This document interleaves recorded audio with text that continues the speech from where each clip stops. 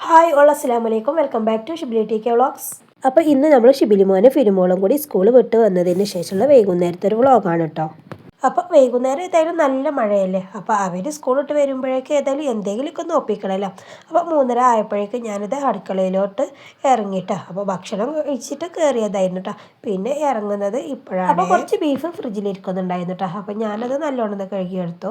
പിന്നെ പൂളിയും കൊണ്ടുവന്നിരുന്നു കേട്ടോ. അപ്പോൾ പിന്നെ പൂളിയും പിന്നെ ബീഫും കൂടി ആക്കാമെന്ന് വെച്ചു കേട്ടോ. അപ്പോൾ ആദ്യം തന്നെ ബീഫ് ഒന്ന് വേവിച്ചെടുക്കാൻ വേണ്ടി വെക്കുകയാണ് കേട്ടോ. അപ്പോൾ അത്യാവശ്യത്തിന് ഇഞ്ചി വെളുത്തുള്ളിയും പേസ്റ്റും അതുപോലെ തന്നെ മല്ലിപ്പൊടിയും മഞ്ഞൾപ്പൊടിയും പിന്നെ ബീഫ് മസാലയും അതുപോലെ തന്നെ മുളക് പൊടിയും ഇത്തിരി കുരുമുളക് പൊടിയും അതുപോലെ തന്നെ വലിയ ജീരകവും ഇത്തിരി ചെറിയ ജീരകവും പിന്നെ അത്യാവശ്യത്തിന് ഉലുവയും ഇട്ടുകൊണ്ട് നല്ലോണം ഒന്ന് വിസിലൊപ്പിക്കാൻ വേണ്ടി വെക്കാണ് കേട്ടോ.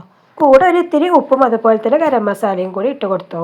ഇവിടെ പിന്നെ 2 പേര് സ്കൂൾ വിട്ട് വന്നിട്ടുണ്ടെന്നുണ്ടെങ്കിൽ ചായയും കടിയായിട്ടാ കുടിക്കുക. എന്തെങ്കിലും ഇതുപോലൊക്കെ ഒന്ന് ഞാൻ ഒപ്പിക്കൂട്ടാ. ചില വീട്ടിലെ കുട്ടികളൊക്കെ വന്നാൽ ചോറാണ് കറി കഴിക്കില്ല. ഇവിടെ പിന്നെ ഇവർ ആദ്യം ചായ ഇട്ട് കുടിക്കുക. ചിലപ്പോൾ രാവിലത്തെ കടി എന്തെങ്കിലും ബാലൻസ് ഉണ്ടെന്നുണ്ടെങ്കിൽ അത് കഴിക്കൂട്ടാ. പിന്നെ അതിലേക്ക് ഞാൻ ഒരു തക്കാളി ചെറുതായിട്ട് കട്ട് ചെയ്തിട്ട് അതൊന്നും ഇട്ട് കൊടുത്തു. എന്നിട്ട് നല്ലോണം ഒന്ന് മിക്സ് ചെയ്യാണ് കേട്ടോ. സ്കൂൾ വിട്ട് വന്ന് കഴിഞ്ഞിട്ടുണ്ടെന്നുണ്ടെങ്കിൽ കുട്ടികൾക്ക് ഭയങ്കര വിശപ്പായിരിക്കും അല്ലേ. ഇവിടെ ഷിബിലിമോനായാലും ഫിലിമോളായാലും വിശക്കോടും ചെയ്ത് എന്തെങ്കിലും എടുത്തോടി എന്താ ഉള്ളതെന്ന് വെച്ചിട്ട് പിന്നെ അടുക്കളയിൽ പാത്രം ഒന്ന് തുറന്ന് നോക്കട്ടെ ചെയ്യുക. അങ്ങനെ അത് ഞാൻ വിസിലൊഴിപ്പിക്കാൻ വെച്ചു. പിന്നെ പൂള നല്ലോണം ഒന്ന് കഴുകി എടുത്തതിന് ശേഷം ചെറുതായിട്ടൊന്ന് കട്ട് ചെയ്തെടുക്കുകയാണ് കേട്ടോ. ഇവിടെ പുള പറയും, ചില സ്ഥലത്തൊക്കെ കപ്പ എന്നും പറയൂലേ. അങ്ങനെ അതൊക്കെ ചെറുതായി കട്ട് ചെയ്തെടുത്തു. അപ്പോഴേക്കും നമ്മൾ ബീഫ് റെഡി ആയിട്ടാ. ഇത് നല്ലോണം വന്നിട്ടുണ്ട്. നോക്കിയപ്പോഴേ പിന്നെ നല്ലോണം വന്ന് വെന്താലല്ലേ ടേസ്റ്റ് ഉണ്ടാവുള്ളൂ. അങ്ങനെ ഞാൻ പൂളിയും തന്നെ അതിലോട്ട് ഇട്ടു കേട്ടോ. മസാല ഒക്കെ പിന്നെ അതിൽ തന്നെ ഉണ്ടല്ലേ. ഉപ്പും പിന്നെ ഞാൻ ഇത്തിരി കൂടുതൽ ഇട്ടിരുന്നു കേട്ടോ. അങ്ങനത്തെ നല്ലോണം ഇളക്കി നോക്കിയപ്പോൾ പിന്നെ ഉപ്പ് നോക്കിയപ്പോൾ ഉപ്പ് പാകം തന്നെയാണ് കേട്ടോ. പിന്നെ പൂളിട്ടതിന് ശേഷം 2-3 വിസിലടിപ്പിക്കാമെന്ന് വിചാരിച്ചു. അങ്ങനെ അതും ഈ സീക്കുമ്മ വെച്ചു. പിന്നെ അസ്രസ്കാരമൊക്കെ കഴിഞ്ഞ് വന്നതിന് ശേഷമാണ് കേട്ടോ നോക്കുന്നത്. അപ്പോഴേക്കത് രണ്ടും നല്ലോണം വന്നിട്ടുണ്ട്. പിന്നെ ഒരിത്തിരി വെളിച്ചെണ്ണയിൽ 2 ചെറിയുള്ളി അതുപോലെ തന്നെ വേപ്പിലയും കൂടി ഒന്ന് മൂപ്പിച്ചെടുത്തോണ്ട് ഒഴിച്ചു കൊടുത്തു കേട്ടോ. പിന്നെ ചപ്പ് ഉണ്ടായിരുന്നു കേട്ടോ. ചപ്പ് ചെറുതായി കട്ട് ചെയ്തുകൊണ്ട് അതും അതിലേക്കൊന്ന് ഇട്ട് കൊടുത്തു കേട്ടോ. എനിക്ക് എന്തിലും ചപ്പുണ്ട് കേട്ടോ. അപ്പോൾ ഒരു പ്രത്യേക ഒരു ടേസ്റ്റ് എനിക്ക് തോന്നും കേട്ടോ. അങ്ങനത്തെ അത് അവിടെ ഉണ്ട് എടുത്തു വെച്ചു. അപ്പോഴേക്കത് നമ്മൾ ഫിലിമോളും ഷിബിലിമോനും ഒക്കെ എത്തിയിട്ടാ. അപ്പോൾ ഇക്കാക്കുള്ളത് ആദ്യം തന്നെ മാറ്റി വെച്ചു കേട്ടോ. ഇക്ക നേരം വഴുകുന്നു പറഞ്ഞിരുന്നു കേട്ടോ പണി കഴിഞ്ഞ് എത്താൻ. അപ്പോൾ ആദ്യം തന്നെ ഇക്കാക്കുള്ളതാണ് മാറ്റി വെച്ചു. പിന്നെ ഞങ്ങൾക്ക് 3 പേർക്കും കൂടി വിളമ്പി.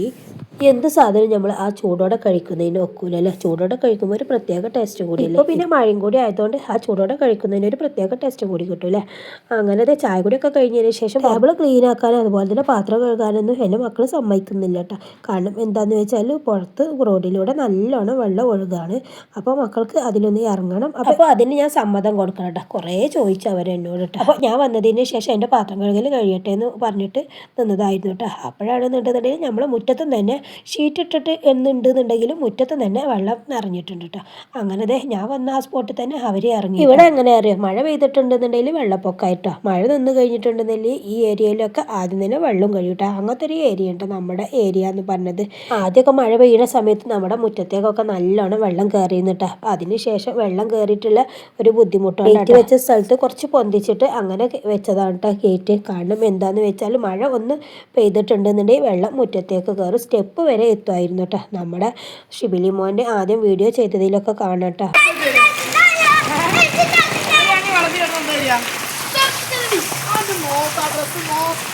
ഗേറ്റ് വെച്ച ഭാഗം അങ്ങനെ ഉയർത്തിയതുകൊണ്ട് പിന്നെ വെള്ളം കയറുന്നില്ല കേട്ടോ. കണ്ടില്ലേ, ഗ്രൗണ്ടും അതുപോലെ തന്നെ റോഡും അതൊക്കെ ഒന്നായിട്ടുണ്ട് കേട്ടോ. അപ്പോൾ ഇവർക്ക് ഇത് കാണാനും ഇതിൽ ഇറങ്ങാനും വേണ്ടിയിട്ടാണ് കേട്ടോ ഇവർ ഇന്നങ്ങനെ വിളിക്കുന്നത്.